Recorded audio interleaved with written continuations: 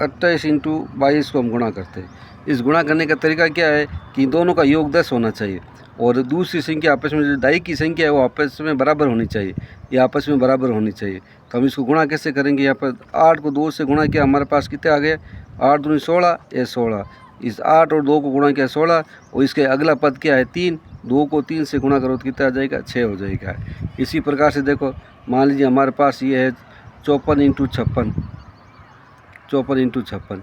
तो पहले क्या करते हैं हम? इन दोनों का योग 10 है, तो इसको दोनों को गुणा किया, 6 चौक 24, 24। 5 का अगला पद क्या है? 6 है। 5 और 6 को इंटू किया, कितने हो गए? 30, ये लिखा हमने 30। इसी प्रकार से देखो 73×77 है, या 77 है। इन दोनों का योग कितना हो गया? 10 है, तो ये 10 है, तो इनको इंटू किया तो कितने हो गए? 21। और 7 का अगला पद क्या? 8। 7 और 8 को इंटू किया तो कितने हो गए हमारे पास? 56, तो ये लिखा हमने 56। इसी प्रकार से देखो आप, 91×99 है। इन दोनों का योग कितना होता है? 10। तो 1 और 9 को गुणा किया, कितना आ गया? ये लिखा 9। अब 9 का अगला पद क्या? 10। 9 इसको इंटू किया तो 90, ये 90। यहाँ दो पदों की संख्या होनी चाहिए। 1 और 9 को इंटू किया, 9 ही आया, 2 पद है नहीं, तो अपन तरफ से यहाँ क्या लगा देते हैं? हम 0 लगा देते हैं।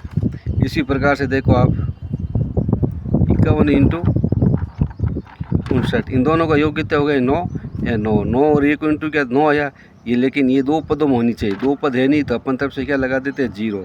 5 का अगला पद क्या है? 6। 5 और 6 को इंटू करो तो कितना आ जाएगा? 30, ये लिखा हमने 30। इसी प्रकार से देखो आप, 11×19 है। 1 और 9 का योग कितने हो गए? 10।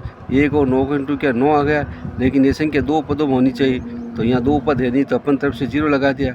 फिर 1 अगला पद क्या है? 2। ये 2 को 1 से इंटू किया तो कितना आ गया? 2, तो ये लिखा 2। आप ये करके बताइए, 33×37।